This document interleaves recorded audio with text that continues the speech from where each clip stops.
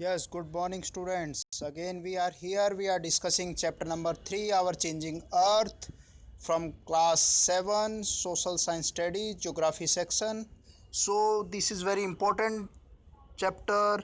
In this chapter, we are going to discuss about our changing earth. आप जानते हैं अर्थ की फॉर्मेशन 4.6 बिलियन ईयर्स अगो हुई थी और उसके बाद फॉर्मेशंस के बाद से बहुत सारे मेजर चेंजेस आपको अर्थ के क्रस्ट पे, इट मीन्स यू कैन से लिथोस्फेयर पे बहुत सारे चेंजेस आपको देखने, रिलीफ फीचर्स देखने को मिलते हैं।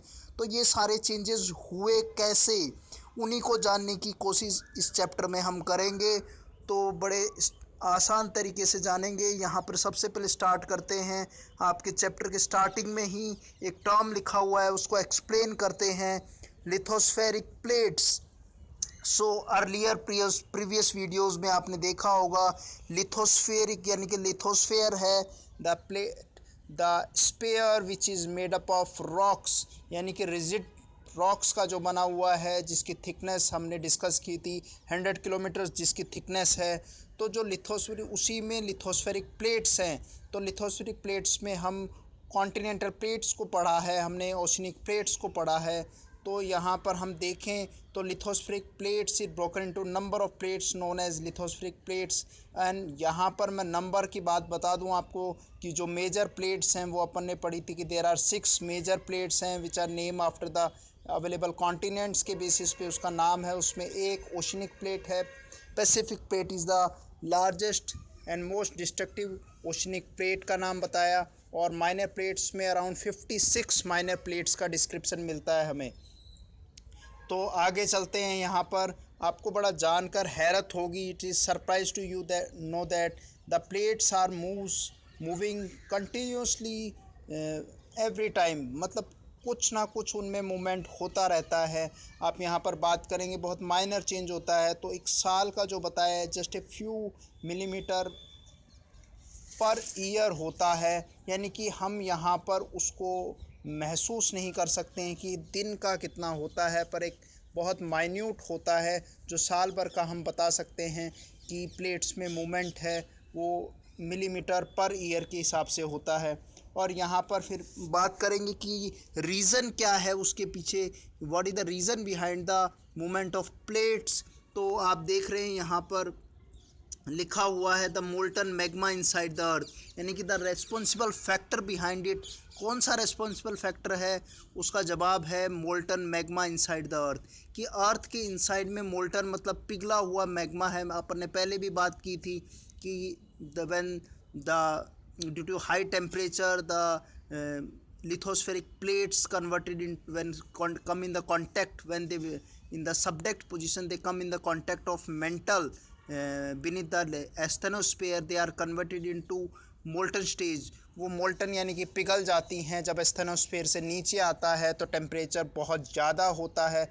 और मेंटल में वो मैग्मा, वो चैम्बर्स होते हैं, उन चैम्बर्स में जब तो प्लेट्स टकराती हैं तो उनके सबडक्शन से जो डेंसर प्लेट होती है वो अंदर धंस जाती है और अंदर धंस कर वो पिघल जाती है, यानी कि मोल्टन हो जाती है। और पिघल कर वो जो प्लेट्स है वो कन्वर्ट किस में हो जाती है, वो मैग्मा में कन्वर्ट हो जाती है। और यही मैग्मा जब when comes out due to the huge pressure बाहर आ जाता है तो on the earth the magma is known as lava, उसको लावा कहते हैं। तो ये पहले भी मैंने आपको बता चुका हूँ, मैं फिर एक बार इसको ध्यान कर लीजिए। The molten magma inside the earth moves in a circular manner. और जो मोल्टन मैग्मा है वो कैसे घूमता है, वो एक सर्कुलर मैनर में कहता है घूमता है। जैसा कि हम यहाँ पर आपको बता दें कि जो मोल्टन मैग्मा है उसको जनरली हम ज्योग्राफी की लैंग्वेज में उसको कन्वेक्शनल करंट्स कह सकते हैं। कि अर्थ के अंदर क्या है, inside due to the high temperature के कारण कन्वेक्शनल करंट्स जनरेट हो जाते हैं। और ये मेजर कन्वेक्शनल करंट्स ही होते हैं जो प्लेट्स के मूवमेंट को पुश देते हैं, उनको धक्का देते हैं। तो यहाँ पर एक एक्टिविटी आपकी बुक में दी हुई है कि जिस तरीके से मैंने कई बार आप लोगों को बताया है कि हम बॉइलिंग पानी को जब उबालते हैं, जब जैसे जैसे बॉइलिंग टेम्परेचर बढ़ता जाता है, पानी उबलता जाता है, तो आप उसमें चेक करते हैं, देखेंगे कि उसमें एक मॉलिक्यूल्स का मूवमेंट स्टार्ट हो जाता है। वाटर मॉलिक्यूल्स के जो बुलबुले हैं वो रोटेट करने लग जाते हैं, मतलब नीचे पैंदे से ऊपर की तरफ मूवमेंट उनका चलता है। सिमिलर वे में इसी तरीके से अर्थ के इंटीरियर में भी सेम यही पोजीशन देखने को मिलती है, और अंदर इसी तरीके का सेम एक सर्कुलर मूवमेंट देखने को मिलता है जिसको कन्वेक्शनल करंट्स कहते हैं।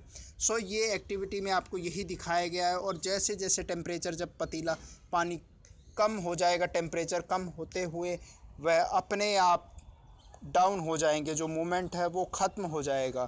ठीक है, इसी तरीके से नेक्स्ट हम बात कर रहे हैं, यहाँ पर एक ग्लोसरी की बात कर रहे हैं। लिथोस्फेरिक प्लेट्स हम पहले एक्सप्लेन कर चुके हैं, यहाँ पर उसके डेफिनेशन को फिर से एक बार चेक कर लेते हैं। The earth crust consist of several large and small rigid irregularly shape plates slabs तो which carry continents and the oceanic floors. यानी कि लिथोस्फेरिक प्लेट्स जो होते हैं ये बहुत सारे बड़ी बड़ी प्लेट्स हैं।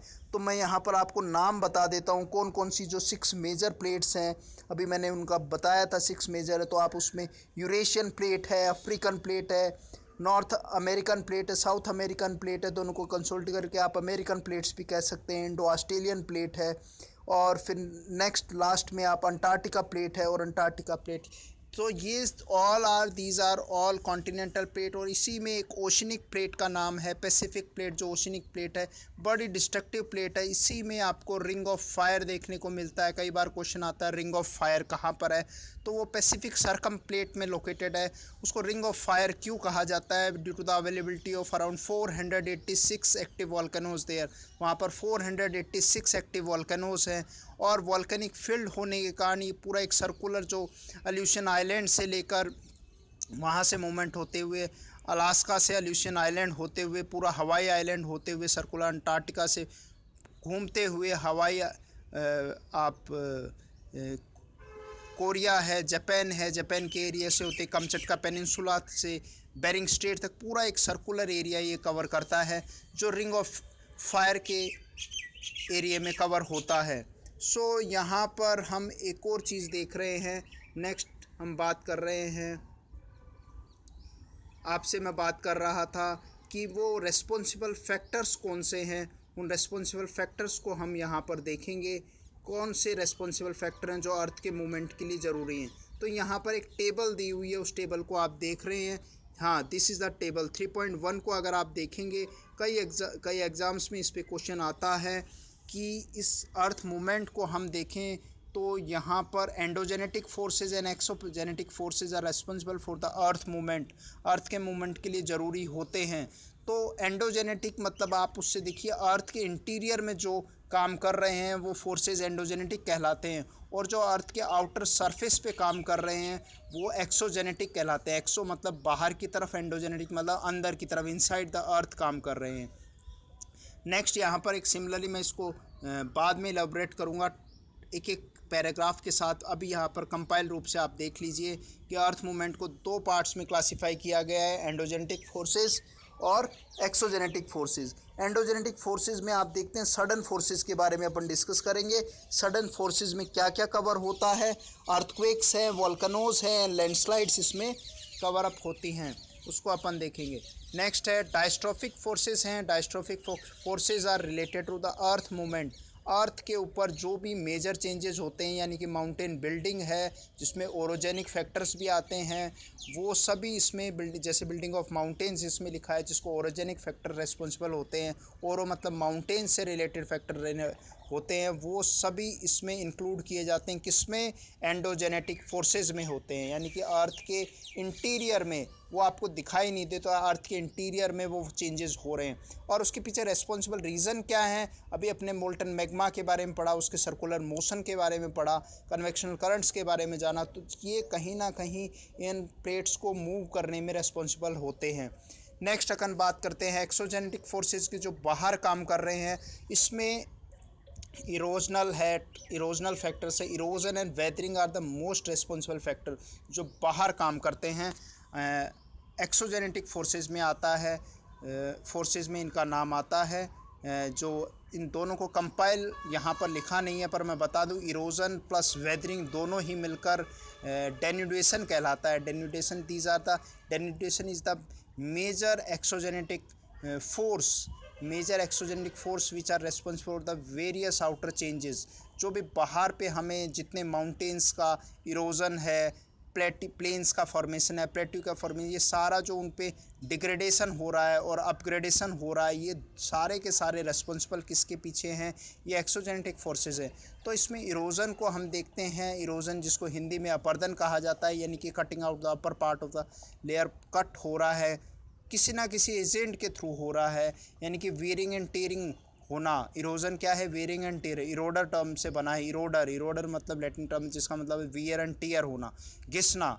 और इसी के साथ एक वेदर्ड होता है। वेदर्ड होता है इन स्टैटिक पोजीशन, जब रॉक्स का क्या होता है इन स्ट्यू पोजीशन में क्या हो जाते हैं due to the climatic factors, वो क्या होते हैं इन स्ट्यू पोजीशन में वेदर्ड हो जाते हैं, वहीं पे डिग्रेड हो जाते हैं, ख़त्म हो जाते हैं। तो सेम प्रोसेस क्या होता है? वेदरिंग कहलाता है। उसके ऊपर एक सेपरेट वीडियो मैंने वेदरिंग के ऊपर वो डाला हुआ है, उसको आप देख सकते हैं। नेक्स्ट है इसी में जो रिस्पॉन्सिबल, अब बड़ा समराइज फॉर्म में यहाँ दिया गया है क्योंकि लेवल थोड़ा नीचा है, इसलिए यहाँ पर जो रिस्पॉन्सिबल रीजन्स इसके एजेंट्स बताए गए हैं। रिवर है, रिवर में क्या होता है? रनिंग वाटर होता है। विंड होता है, विंड क्या होता है? The air which having momentum, air जिसमें स्पीड होती है। The air which having momentum is known as wind कहलाती है, जिसको वायु कहते हैं। सी वेव्स हैं, sea waves you seen in the near the sea, समुद्र के नज़दीक देखते हैं समुद्र की लहरें होती हैं, जो किसके कारण ओरिजन होता है? वो विंड के कारण ओरिजन होता है। और इंटीरियर मूवमेंट, वाटर का जो मूवमेंट होता है, टू एंड फ्रो मोशन होता है। सी वेव्स होती हैं, तो सी वेव्स भी बड़ा रेस्पॉन्सिबल फैक्टर निभाती हैं इरोजन के अंदर। इसी तरीके से ग्लेशियर की बात करते हैं। ग्लेशियर की डेफिनेशन है river of ice. River of ice तो एक टंग की शेप में होता है, जैसा टंग आपकी जीभ है, जीभ की शेप में होता है जो रिवर ऑफ आइस होती है। और यहाँ पर हम आगे पढ़ेंगे कि इंडिया में जो फेमस ग्लेशियर है सियाचिन ग्लेशियर है, जिसकी लेंथ जो वर्ल्ड लार्जेस्ट ग्लेशियर में जिसका नाम आता है, हाईएस्ट बैटलफील्ड में नाम आता है। 72 किलोमीटर लंबाई इसकी लेंथ बताई गई है सियाचिन ग्लेशियर की। और glacier are the source of major perennial rivers. बड़ी बड़ी जो मेजर पेरिनियल रिवर है, 12 महीने बहने वाली नदियों का सोर्स भी क्या होता है? ग्लेशियर ही होता है। जैसे Ganga origin from Gangotri glacier, Yamuna from Yamunotri glacier. Similar Brahmaputra है, इंदस है, सतलज है, they are originated from Chemulung glacier है, चेमुलुंग ग्लेशियर से होता है। और कैलाश रेंजेस पे एक जगह है, वहाँ से इनका तीनों रिवर्स का ओरिजिन होता है। तो ये पेरिनियल रिवर्स में आती हैं जो 12 महीने बहती हैं। नेक्स्ट हम बात कर रहे हैं यहाँ पर एंडोजेनेटिक फैक्टर्स की बात करते हैं, तो उसके पीछे रेस्पॉन्सिबल रीज़न क्या है? आप देख रहे हैं सडन मूवमेंट्स। आपका आंसर क्या रहेगा? Sudden movement are responsible for this endogenetic forces.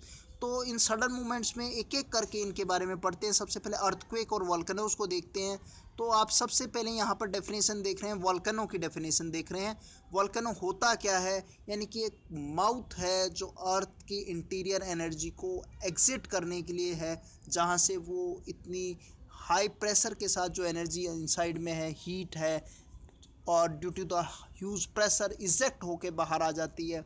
यानी कि हम कह सकते हैं कि जो वॉल्केनोज होते हैं वो अर्थ के सेफ्टी वॉल के रूप में काम करते हैं, अर्थ के सेफ्टी वॉल के रूप में काम करते हैं। और बड़ी तरीके से उसको मतलब एक स्टेबल करने में काम में इनका महत्वपूर्ण इंपॉर्टेंट रोल होता है वॉल्केनोज का। से वॉल्केनो इज ए वेंट, एक ओपनिंग माउथ होता है। आप यहाँ पर देख रहे हैं वेंट है जो रेड कलर से दिखाया गया है। इन the earth crust which the molten material erupt suddenly, अचानक से बाहर आता है। तो ये सडन फोर्सेस में आ रहा है।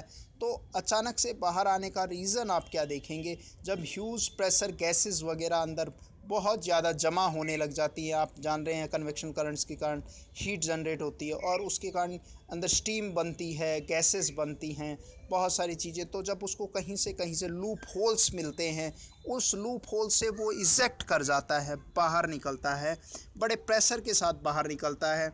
और आप यहाँ देख रहे हैं गैसेज एंड एसिड्स निकलती हैं। क्रेटर है, क्रेटर क्या होता है? Crater is the mouth of the volcano, जो उसका मुंह होता है उसको क्रेटर कहा जाता है। और वेंट पाइप जहाँ से मैग्मा बाहर आता है, ठीक है। और ये लावा है, व्हेन इट कम्स आउट उसको लावा कहा गया है। और इनसाइड जहाँ मैग्मा जमा रहता है, जहाँ पर सबडक्शन ऑफ प्लेट्स के होने से प्लेट्स जब कोलाइड होती हैं अंदर चली जाती हैं तो जो लिथोस्फेरिक प्लेट्स हैं वो पिघल कर क्या है मैग्मा चैम्बर में जमा हो जाती हैं। तो आप देख रहे हैं यहाँ ऊपर एक क्रस्ट दिया है, उसके बाद मेंटल है, और मैग्मा चैम्बर कहीं ना कहीं क्रस्ट जो अंदर जाती है और पिघलती है हाई टेम्परेचर के कारण, तो वो मैग्मा चैम्बर में जाकर जमा हो जाती है। तो क्लियर स्टूडेंट्स। अब नेक्स्ट यहाँ पर कुछ वर्ड ओरिजिन के टर्म्स को बात कर रहे हैं जो अर्लियर क्लासीफाई कर दिया है, मैंने बता दिया है।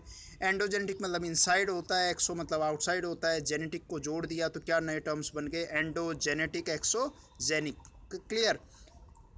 चलिए नेक्स्ट फिर आगे चलते हैं। इसी तरीके से फिर when the lithospheric plates moves the surface of the earth vibrates, जब वो प्लेट्स मूव करती हैं तो उससे अर्थ में क्या होता है, एक वाइब्रेशन पैदा होता है, यानी और the vibration can travel all round the earth and these vibration called the earthquake. और अर्थक्वेक ही है इसी तरीके अर्थ का क्वेक होना, it means you can say coming of sudden tremors, अचानक से कुछ हलचलें होना ही अर्थ का शेकिंग होना, वो अर्थक्वेक कहलाता है।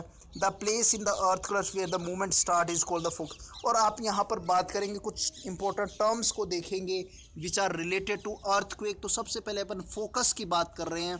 तो फोकस क्या है, origin point of the earthquake, जहाँ आप पिक्चर में भी देख रहे हैं origin point of the earthquake, जहाँ अर्थक्वेक का ओरिजिन होता है, there is a where the earthquake occurs and it is the origin of the seismic energy. और एक्चुअल में एनर्जी सेस्मिक एनर्जी, यानी कि द सेस्मिक टर्म जो है वो अर्थक्वेक से रिलेटेड है।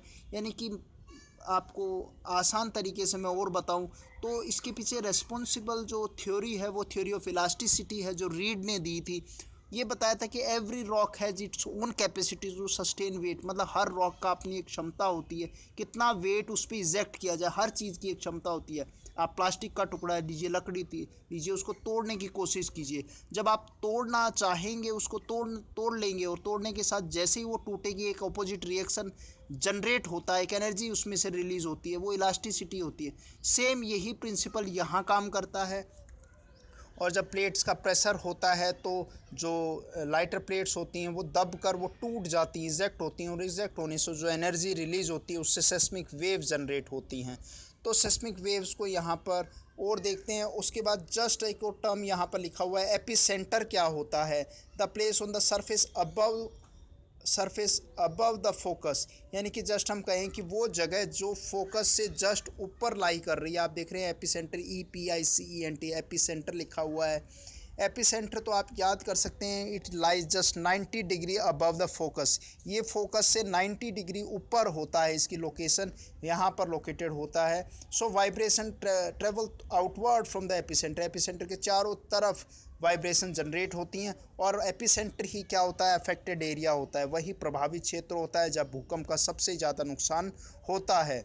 सो धीरे धीरे जैसे जैसे एपिसेंटर से दूर होते चले जाते हैं, फार अवे होते चला जाते हैं, decrease away from the centre, तो ये क्या होता है, उसकी स्ट्रेंथ जो होती है वो धीरे धीरे कम होने लग जाती है। अब यहाँ पर डू यू नो कुछ एक्टिविटी दी है जो ऑलरेडी आपने डिस्कस की थी। There are the 3 type of earthquake waves generate होती हैं, जिनको सेस्मिक वेव्स के बारे में बात करे थे। तो मोटे रूप से देख लेते हैं। P वेव्स है, these are known as longitudinal waves कहते हैं, S वेव्स को ट्रांसफर वेव्स कहते हैं, L वेव्स को सरफेस वेव्स कहते हैं। तो इसके बारे में इनके प्रॉपर्टीज़ को अगर अपन देखें तो अपन यहाँ बता दूँ मैं आप लोगों को। P वेव्स जो है, P वेव्स की खास बात ये प्राइमरी वेव्स भी कहलाता है, और P waves and S wave ये दोनों ही क्या हैं, बॉडी वेव्स के पार्ट हैं। P waves S waves body waves के पार्ट हैं, जो रॉक जब उसकी बॉडी से निकलती हैं और ये धीरे धीरे जब ऊपर जाती हैं, जब सरफेस पे पहुंचती हैं तो सरफेस वेव्स या L वेव्स भी कहा जाता है इनको, और ये जो अर्थ पे आती हैं वो सरफेस वेव्स कहलाती हैं।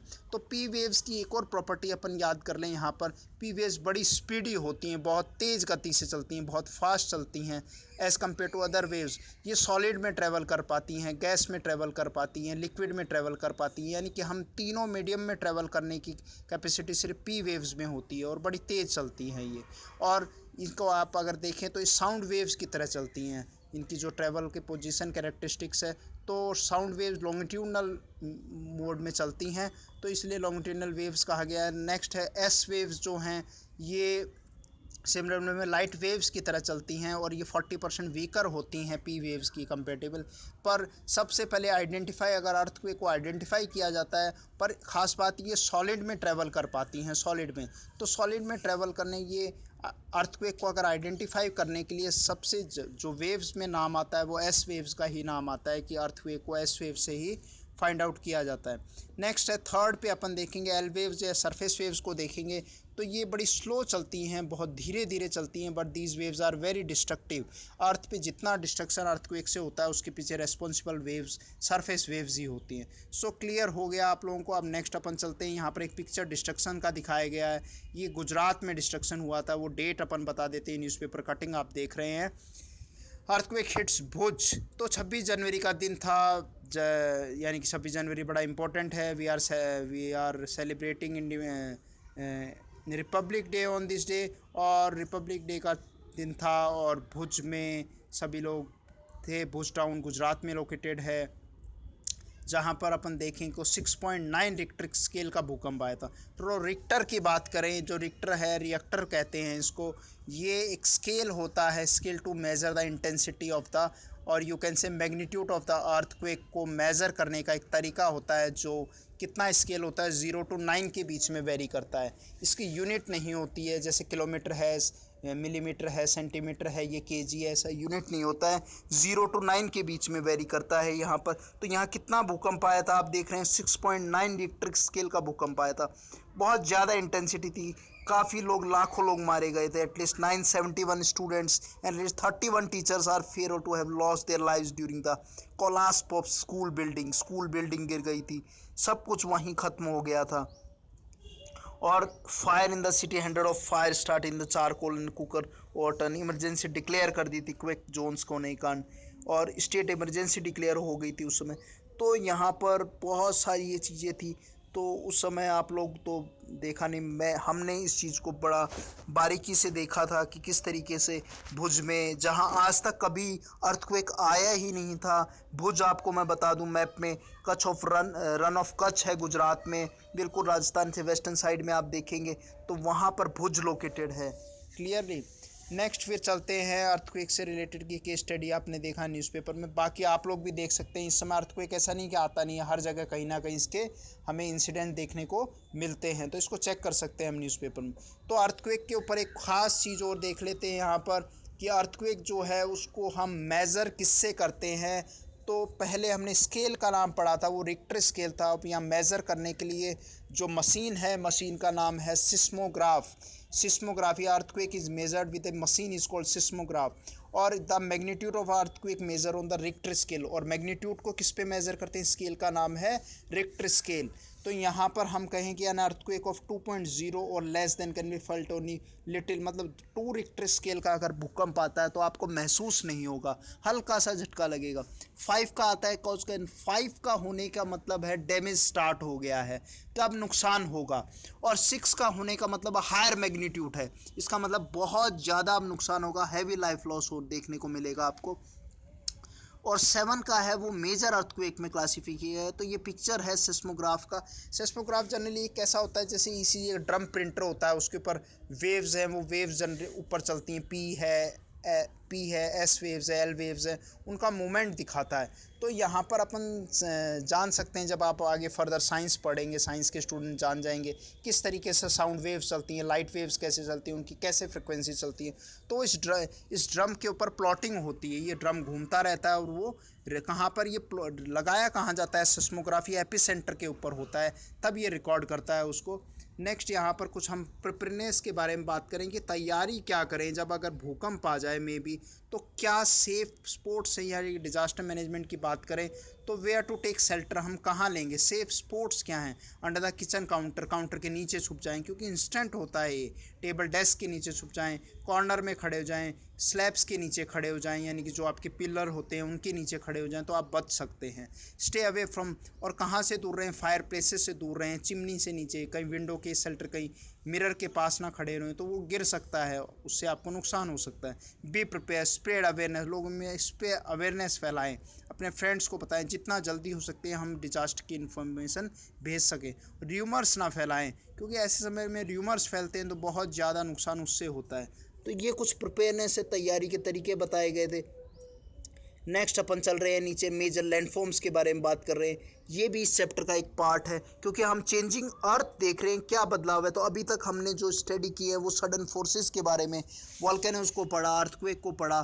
सो लैंडस्लाइड के नीचे बताया था। लैंडस्लाइड जो है उसको थोड़ा सा बता देता हूँ मैं यहाँ पर। लैंडस्लाइड की जो इंसिडेंट या घटनाएं देखने को मिलती हैं वो हिली एरियाज़ में होती है, लैंडस्लाइड कर जाती है। आपने देखा होगा पहाड़ी इलाकों में जिसे भूसंकलन कहते हैं, और हिली जहाँ पर बर्फीले इलाके होते हैं, ग्लेशियर होते हैं, वहाँ पर एवलांचेज होते हैं, पूरी ग्लेशियर मूव करता है और वो स्लाइड कर जाता है। तो एवलांचेज जहाँ पर आइसी एरिया होगा, स्नो एरिया होगा, वहाँ एवलांचेस देखने को मिलेंगे, और हिली एरियाज़ में आपको लैंडस्लाइड देखने को मिलता है, वो भी बड़ा नुकसान पहुँचाता है। नेक्स्ट हम मेजर लैंडफॉर्म्स के बारे में बात कर रहे हैं कि अर्थ के ऊपर लैंड फॉर्म्स, यानी कि लैंड अलग अलग किसी फेजेस की फॉर्म्स में चेंज हो गई है। जैसे आप माउंटेन्स देख रहे हैं, प्लेन्स है, प्लेट्यू है, तो उसमें बहुत सारे चेंजेस जो नेचर ने बनाया है, बनने के बाद भी उसमें बहुत सारे चेंजेस देखने को मिलते हैं, तो उन्हीं को यहाँ स्टडी करेंगे। तो इसके पीछे रेस्पॉन्सिबल प्रोसेस कौन से हैं? The landscape is being continuously worn away by two process. मैंने पहले भी नाम लिया था कि दो चीज़ें बड़े धीरे धीरे के तरीके से काम कर रही है, जिसमें से जिसको हम कहेंगे वेदरिंग तो बिल्कुल चुपचाप काम करता है, इन स्ट्यू पोजीशन में काम करता है, यानी कि केमिकली है, फिजिकली है, मैकेनिकली प्रोसेस से वो इन स्ट्यू पोजीशन में स्टैटिकली कोई चीज़ ख़त्म हो जाती है, वो वेदर्ड हो जाती है क्लाइमेटिक फैक्टर्स से, और वो वेदरिंग है। नेक्स्ट इरोजन की बात करेंगे। वेदरिंग यहाँ पर डेफिनेशन दिया है कि breaking up of rocks on the earth surface and the erosion in the weathering away of the landscape by different agent. तो यहाँ पर हम दोनों में देख रहे हैं कि वेदरिंग एक स्टैटिक है, मतलब आपने देखा है कि लोहा है, आपकी खिड़की में लोहा लगा है, कूलर है, पानी है, उसमें धीरे धीरे कूलर में क्या लगना होता है, रस्टिंग स्टार्ट हो जाती है, आपने देखा जंग लगने लग जाती है, खिड़कियों में जंग लग। तो अगर उसको हम रेड ऑक्साइड नहीं करेंगे, पेंट नहीं करेंगे, तो वो क्या हो जाएगा, किसके कारण रस्टिंग आई? मॉइस्चर के कारण है। मॉइस्चर किसका पार्ट है? ह्यूमिडिटी का पार्ट है, क्लाइमेट का पार्ट है। तो due to the climatic factor वो चेंजेस उसमें देखने, तो वेदर्ड हो गया, वहीं पड़ा पड़ा। कई बार आपने देखा है कि कमरे में दीमक हो जाती है, टर्माइट हो जाता है, वो बायोलॉजिकल वेदरिंग का एग्जांपल है। इस तरह के रूट्स आपने देखा है, पेड़ों की जड़ें हैं, घरों में नीचे घुस जाती हैं, मकान को, बड़े पुराने किलों को तोड़ देती हैं, तो वो भी किसका एग्जाम्पल है? वो स्टैटिकल है, वो बायोलॉजिकल वेदरिंग का एग्जाम्पल है। इसी तरीके से बहुत सारे एग्जाम्पल हमें देखने को मिलते हैं जो वेदरिंग प्रोसेस होता है, पर स्टैटिक होता है, बहुत धीरे धीरे होता है। नेक्स्ट है इरोजन। जो होता है इरोजन में डायनेमिक फैक्टर है, इसमें मूवमेंट होता है, गति होती है। तो मूवमेंट के लिए रेस्पॉन्सिबल क्या चीज़ें हैं उनको देखें। तो इरोडेड मटेरियल, यहाँ पर डिफरेंट एजेंट्स की बात करें तो वाटर है जो रिवर्स में मिलेगा, विंड है एंड आइस है, इसकी बात की थी, आइस जो रिवर ऑफ आइस, ग्लेशियर की बात की थी। तो इरोडेड मटेरियल कैरिड अवे और ट्रांसपोर्टेड बाय वाटर है, विंड है, और वो फिर लाकर डिपॉजिट कर देते हैं। तो पूरा प्रोसेस को अभी हम समझते हैं कैसे करते हैं। तो जनरली मैं आपको बता दूं कि जैसे सबसे पहले वर्क ऑफ रिवर का बात कर रहे हैं। तो वर्क ऑफ रिवर क्या है आप उसको देखेंगे। वर्क ऑफ में तो रनिंग वाटर जो आपको देखने को मिलेगा रिवर में देखने को मिलता है। रिवर जो है वो ओरिजिन कहाँ से होती है? ग्लेशियर से होती है, हिली एरिया से होती है। वहाँ से आप देखिए स्लोप कैसा होता है, स्टिप होता है, तो वो इरोजन कैसा करेगी? वर्टिकल इरोजन करता है, बहुत तेज़ से कटाव होता है, पानी का बहुत वेलोसिटी होती है, उससे आएगा और वर्टिकल काटता हुआ जाता है। तो वो उसके साथ बहुत सारे प्रोसेस है, एब्रेशन है, एट्रीसन है, कोरेजन है। इन प्रोसेस के साथ एब्रेशन मतलब है कि आपस में वो क्या करेगा, नीचे वाले फ्लोर को रगड़ता जाता है, एब्रेड करता है। एट्रीसन में क्या करता है, जो कोबल एंड पेबल्स है वो आपस में एक दूसरे से ईच अदर टकराते हैं, परस्पर टकराते हैं, वो एट्रीसन होता है। तो ये प्रोसेस होते हुए आपने देखा होगा बजरी के अंदर गोल गोल पत्थर होते हैं, राउंड कोबल्स, तो वो इतने राउंड कैसे हो जाते हैं? वो इसी प्रोसेस से, एब्रेशन एट्रीसन से वो राउंड हो जाते हैं, उनकी फॉर्मेशन देखने को मिलती है। तो इसमें हम मेजर लैंडफॉर्म्स में एक नाम पढ़ रहे हैं, वाटरफॉल का नाम पढ़ रहे हैं। तो वाटरफॉल जो है, जिसको आप जलप्रपात कहते हैं, ये क्या होता है? When the river tumble at a steep angle, ऊपर से बहती हुई आती है और स्टीपली नीचे जब गिरती है, कहाँ पर? और the hard rocks and down the steep valley side, और वो नीचे की तरफ गिरती है, तो उसको क्या, उससे क्या बनता है? वाटरफॉल बनता है। यानी कि ऊपर से स्टीप स्लोप से वाटर क्या हो रहा है? नीचे की तरफ गिर रहा है, यही वाटरफॉल कहलाता है। तो इससे रिलेटेड और भी चीज़ें हम देखें तो इंडिया में कौन सा है? जोग है, करसोपा है, जो कर्नाटका में शरावती रिवर पे है, इंडिया का हाईएस्ट वाटरफॉल है। करेक्ट कौन सा है? जोग या गरसोपा या महात्मा गांधी फॉल भी कह सकते हैं, शरावती रिवर पे है, कर्नाटका में, नोट डाउन कर लें इसको। और आप देखेंगे as the river enter the plain, धीरे धीरे फिर आप, मैं यहाँ पर आपको बता दूँ ये बड़ा समराइज फॉर्म में है। यहाँ पर हम रिवर का अगर देखेंगे तो इरोजन करता है हिली एरियाज़ में, फिर प्लेन एरिया पे वो ट्रांसपोर्ट करता है और लास्ट में लाके डिपॉजिट कर देता है। तो erosion, transportation and deposition, these are the three work which is related to river. तो यहाँ पर जो मियांडर है, मियांडर बता रहे हैं, जो आप देख रहे हैं ये मियांड्रोस का आप एग्जांपल देखेंगे, मतलब मियांडर जो है आप देखेंगे, मियांड्रोस एक एशिया माइनर, मियांड्रोस रशिया में बहने वाली नदी का नाम है मियांडर, और मियांड्रोस उसी से बना है, मतलब एक सांप के जैसी शेप में आ जाता है। तो आप ये देखेंगे जब रिवर का लोड बढ़ जाता है तो वो क्या होती है, वो स्पाइरल होके मूवमेंट करती है, तो उसी से जो शेप बनती है वो मियांडर बनती है। तो यहाँ पर ये देखेंगे कि ये मियांडर जो है वो ट्रांसपोर्टेशन की स्टेज में बन रहे हैं और उसके कॉर्नर्स में फिर डिपॉजिट्स भी बन जाते हैं जो ऑक्सबो लेक की फॉर्म में आते हैं, जो डिपोजिशनल में कहलाता है। ड्यू टू द, यहाँ पर क्या लिखा हुआ है, as the river enter the plain it twist and turn forming a large bends, क्या बना देती है, बैंड्स बना देती है। तो बैंड्स ही क्या कहलाते हैं, वो मियांडर कहलाते हैं। और due to the continuous erosion and the deposition along with the side of meander, the end of the meander loop come closer and closer, और वो जो लूप बन जाता है due to the course of time the meander loop cut up of from the river, और वो उससे हट जाता है और उसी से क्या बनती है, एरो दिखा रखा है, उसे ऑक्सबो लेक कहते हैं, गोखुर झील कहते हैं, गाय के पैर के जैसे एक पार्ट बच जाता है और बाकी रिवर फ्लो करने लग जाती है, ये पार्ट एबंडेंट हो जाता है, हट जाता है पीछे, तो उससे ऑक्सबो लेक बनता है। और जहाँ पर ये पूरा प्रोसेस होता है, जहाँ पर फ्लड प्लेन यानी कि बाढ़, ड्यू टू द फ्लड आप जानते हैं बाढ़ का मैदान, और ह्यूज डिपोजिशन होता है, डिपोजिशनल फीचर्स में आता है, तो ये फ्लड प्लेन की फॉर्मेशन होती है।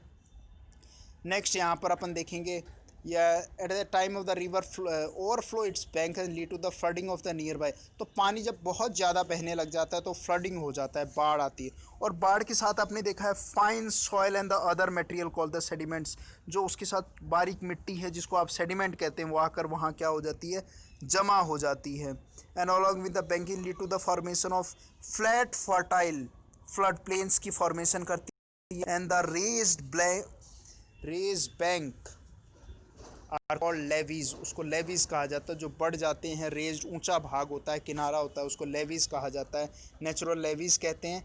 As the river approach the sea, और लास्ट में जब नदी कहाँ गिरती है, लास्ट में river drain its water in the ocean, sea में ड्रेन करती है, जैसे इंडिया की most of the perennial rivers हैं जो बे ऑफ बंगाल में ईस्टर्न साइड में ड्रेन करती हैं, सब माइनर रिवर, नर्मदा है, ताप्ती है, माही है, साबरमती है, ये ड्रेन कहाँ करती हैं, अरेबियन सी में ड्रेन करती हैं अपने वाटर को।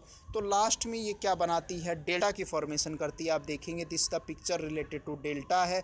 डेल्टा अपने ट्राइंगुलर एक ज्योमेट्री की शेप है जो ट्राइंगल शेप में होती है। तो वर्ल्ड लार्जेस्ट डेल्टा में सुंदरवन डेल्टा आता है जो गंगा और ब्रह्मपुत्र रिवर के लास्ट एंड माउथ पे बनता है। आप बे ऑफ बंगाल पे मैप में देखेंगे तो इसकी फॉर्मेशन आपको दिखाई गई है। तो यहाँ पर बताया गया है the river begins to break up into number of streams called the distributaries. Distributaries क्या होती हैं कि डिस्ट्रीब्यूटरीज क्या होती हैं कि सहायक नदियाँ होती हैं। जब नदी बहती है और उसमें से छोटी छोटी स्ट्रीम्स ब्रांचेज निकलती हैं तो वो ब्रांचेज क्या कहलाती हैं, डिस्ट्रीब्यूटरीज कहलाती हैं। जैसे चंबल है वो यमुना में मिल जाती है, ठीक है। इसी तरीके से जो गंगा रिवर है, गंगा की भी ट्रिब्यूटरीज हैं, कोसी है, ठीक है, कोसी है, घघरा है, ठीक है, और आप इसमें रामगंगा है, यमुना है, ठीक है, सोन है, दामोदर है। सो ये ट्रिब्यूटरीज हैं गंगा की, ठीक है। नेक्स्ट आगे चलते हैं। The main river become so slow that it becomes to deposit is load, और फिर नदी बहुत धीरे धीरे बहती है क्योंकि उसमें लोड बहुत ज़्यादा बढ़ जाता है, डिपोजिशन बहुत ज़्यादा हो जाता है। सो लास्ट में ये is distributive from its own mouth, और ये माउथ पे लाकर इस डिपोजिशन को जमा कर देती है। And the collection of sediments from all mouth form A delta, और वहाँ पर ये क्या है, एक डेल्टा की फॉर्मेशन करती है। किसकी फॉर्मेशन करती है, डेल्टा की फॉर्मेशन करती है। तो this is the picture related to delta बताया गया। नेक्स्ट अपन ले रहे हैं वर्क ऑफ सी। जो वर्क ऑफ सी में आप देखें समुद्र की जो लहरें होती हैं वो भी कंटिन्यूस क्या करती हैं, इरोजन करती हैं, वो कंटिन्यूस इरोजन करती हैं। तो इसमें हम देखेंगे इरोजन कैसे होता है, टू एंड फ्रो मोशन है, विंड की स्पीड से या वाटर के मूवमेंट से, मूव करता है वाटर।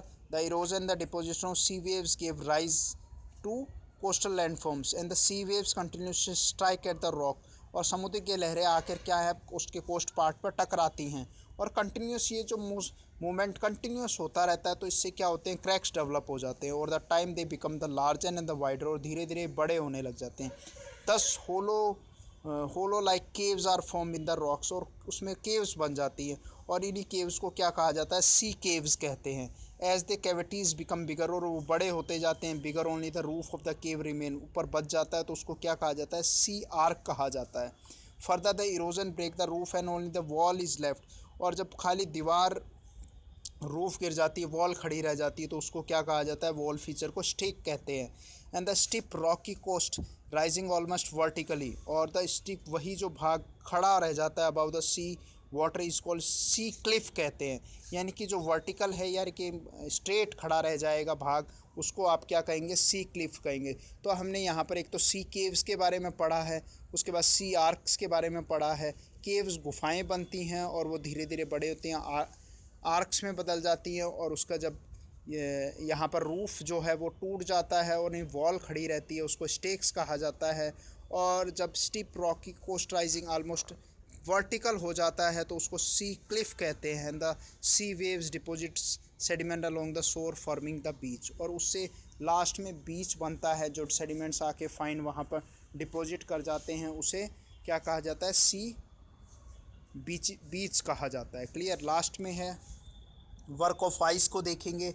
वर्क ऑफ आइस में सबसे पहले ग्लेशियर को डिफाइन कर लेते हैं। ग्लेशियर क्या होता है रिवर ऑफ आइस होती है जो अपन ने अर्लियर बात की थी। ये भी इरोड करती है बड़ी धीरे धीरे इरोड करती है माइन्यूट है क्योंकि स्ट्रिप स्लोप जहाँ होगा वहीं पर ये अपने वेट से क्या करेगी इरोजन करेगी। इसमें रिवर की तरह मूवमेंट नहीं होता है ठीक है।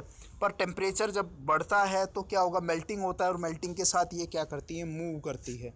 सो इसमें रिलेटेड हम चीज़ों को देखेंगे। Glacier curve out deep holes there as the ice melt they got filled up with the water and become beautiful lakes in the mountains and the material carried by the glacier such as the rock big and small। so material जो अपने साथ big and small लेके आती है sand and silt get deposit these deposits are called glacier moraines कहते हैं। तो depositional features में हम देखेंगे कि ग्लेशियर क्या करता है डिपॉजिट कर देता है उसी को ग्लेशियर मोरेन्स कहते हैं।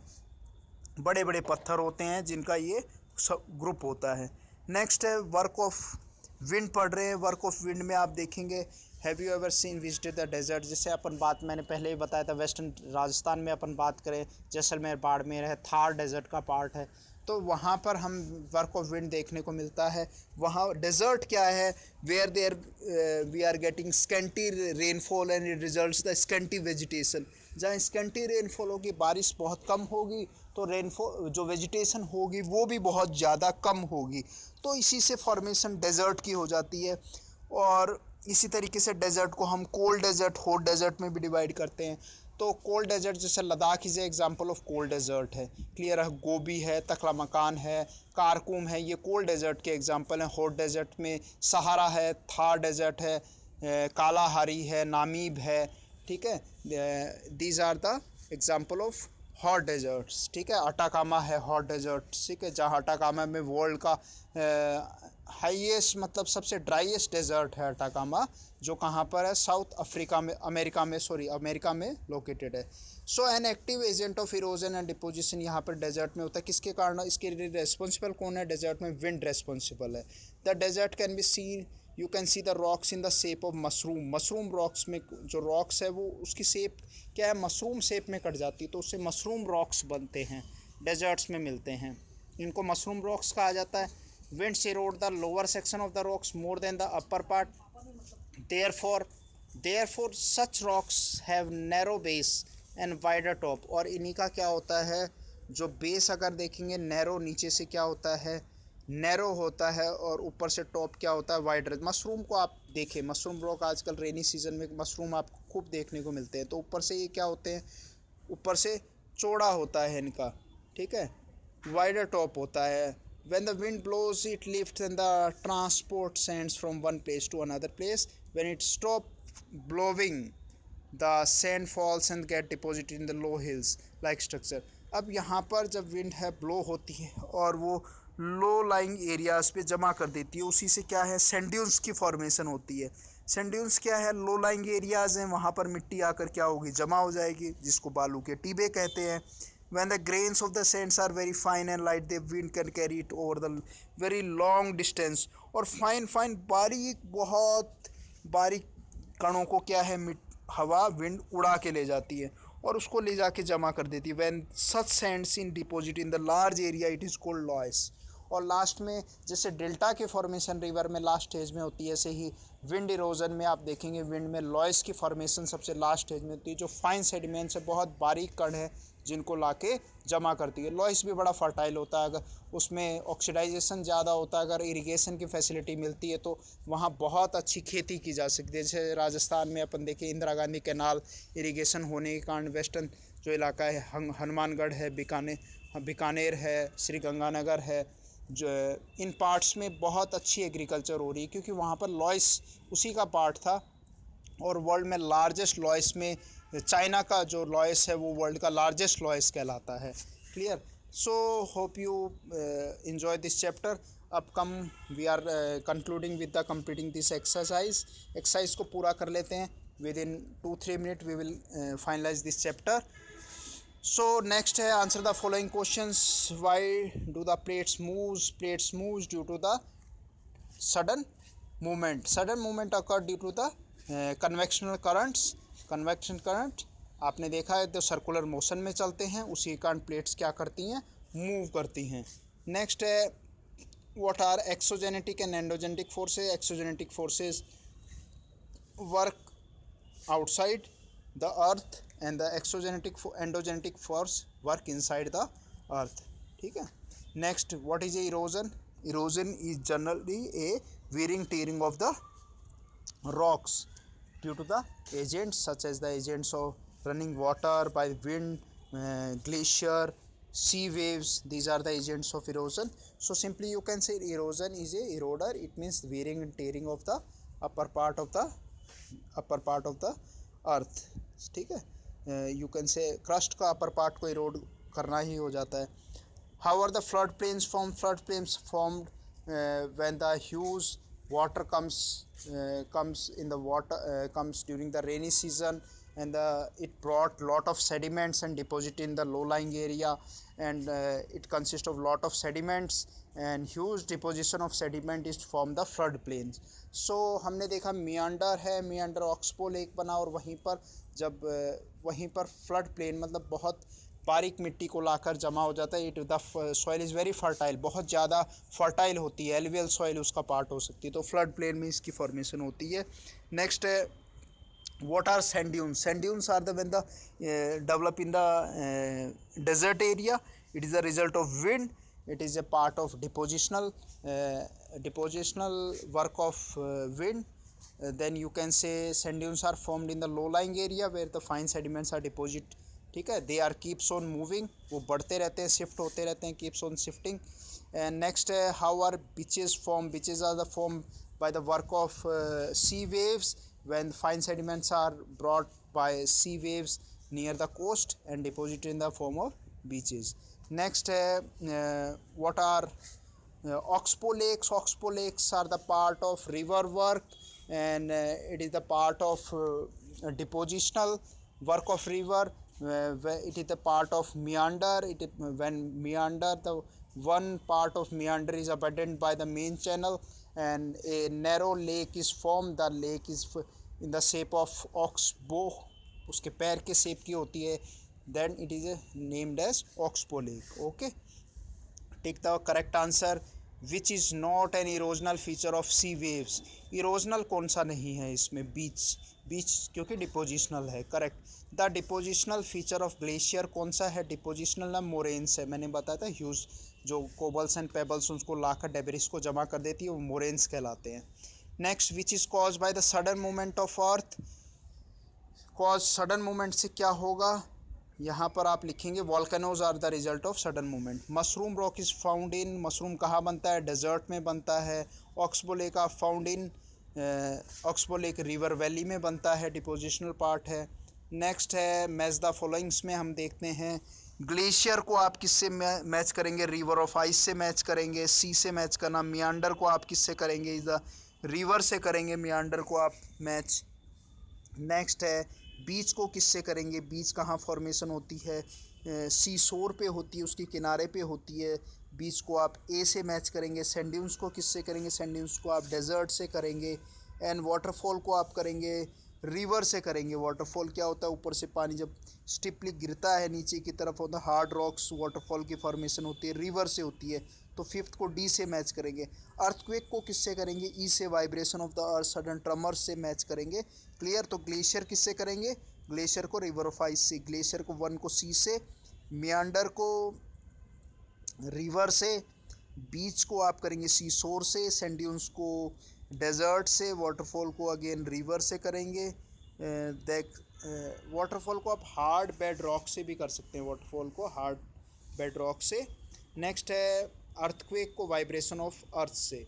नेक्स्ट गिव रीजन्स में हम बात करते हैं। Some rocks have a shape of mushroom. Some rocks की क्या होती है शेप? कैसी होती है? मशरूम के जैसी होती है शेप।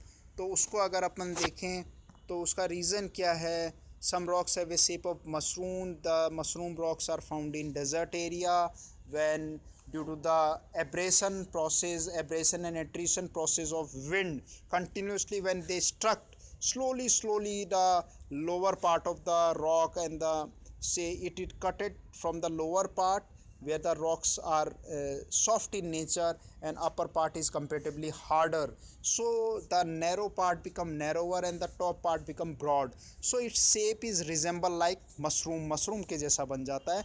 तो ये इसका मेन रीज़न बताया गया है, क्योंकि नीचे से इरोजन ज़्यादा हो जाता है, ऊपर का पार्ट हार्ड का रॉक का बना होता है, तो उसका इरोजन नहीं हो पाता है। Flood plains are very fertile. Correct, flood plains are very fertile. They consist of alluvial soil. ठीक है, soil the fine sediment brought by the river. Clear. Sea caves are turn into stacks. ठीक है, stakes कब बन जाएंगे? Last में, जब उसका रूफ क्या हो जाता है, ऊपर से टूट जाता है, तो वो जो खड़ा रह जाता है उसको क्या कहेंगे? स्टेक कहलाएंगे। Building collapse due to the earthquake. इसका रीज़न क्या है? Due to the tremors. Due to the जब इंटेंसिटी क्या हो जाती है 5 रिक्टर स्केल से ज़्यादा बढ़ जाएगी, तो वो बिल्डिंग्स क्या हो जाती हैं? उसकी कोलाप्स हो जाती हैं। यहाँ कुछ पिक्चर्स दे रखे हैं। पहला पिक्चर आप वाटरफॉल का पिक्चर है। एंजल है, नियाग्रा है, these are the famous waterfall. Tugela का था, and Jog is waterfall available in India. Next है ये मियांड्रोस का देखो पिक्चर है, सेकंड वाला। और ये एलुवियल प्लेन्स का पिक्चर है। एलुवियल प्लेन्स है, फर्टाइल फ्लड प्लेन्स का पिक्चर है। क्लियर है। नेक्स्ट अपन यहाँ पर एक क्रॉस पजल बॉक्स है, बड़ा आसान है, आप इसको करेंगे जैसा मैं नीचे एक्सप्लेन कर देता हूँ, आपको थोड़ी हेल्प मिलेगी। 2 नंबर है। सेकंड नंबर में loop like the band of a river. Loop like the band of river क्या कहलाएगा? मियांडर कहलाएगा। लूप्स जो बन जाते हैं लूप लाइक द बैंड, उसको मियांडर कहते हैं। नेक्स्ट है solid form of water, ice कहलाएगा। Moving mass of ice, glacier कहलाएगा। Next sudden descent of water in the bed of rock, waterfall होता है। Natural cavity on weak rocks form by the action of waves, तो sea Cliff कहला देता है। ठीक है। नेक्स्ट है सी केव्स कहला देता है। ठीक है, वेव से बनेगा, सी केव्स बन जाती हैं। Next embankment on river that keep it its channel. Embankment तो वो कीप इट चैनल, तो यहाँ पर embankment on a river that keep it in its channel tributaries कहलाएंगी यहाँ पर, या डिस्ट्रीब्यूटरीज कह सकते हैं आप। नेक्स्ट है large bodies of sea water are called ocean, and the dry area where sand dunes are from desert. Small hills of sand causes by the action of wind, sand dunes. Flat plains formed by river deposits during the time of flood plain. ठीक है। Next down में आप भरेंगे rise and fall of water cause by the friction of wind on water surface. Rise and fall of water cause by friction of wind, sea waves कहलाएंगे। Next है flow of water in a channel, tributaries कह सकते हैं, या एक channel में बहना है यहाँ पर, तो ट्रिब्यूटरीज करेक्ट रहेगा। ठीक है। स्ट्रीम भी कह सकते हैं इसको आप, रिवर भी कह सकते हैं। Flow of water in a channel, river. Next है steep perpendicular face of rock along the sea coast, sea cliff कहेंगे, परपेंडिकुलर जो वर्टिकल खड़ा रहता है सी क्लिफ आएगा इसमें। Debris of boulder and coarse material form carried by glacier, moraines कहलाते हैं, मोरेन्स, ठीक है। एट्थ है crescent shape like lake form by the meander river, crescent shape so oxbow lake, fine sand deposits by the action of wind, loess, isolated mass of rising steep rock near coastline, isolated mass rising steep, तो sea Cliff कहलाएंगे, सी arcs भी कह सकते हैं आप इसको। Alluvial tracts of land form by the river deposit at the mouth of river delta, last 14 का क्या लिखोगे, delta. So at last hope you enjoy this chapter, we have concluding this chapter now. जय हिंद, नमस्कार, फिर मिलेंगे। Hope you enjoy this video and don't subscribe this channel किताब अल्ले एजी जोग्राफिया। जय हिंद।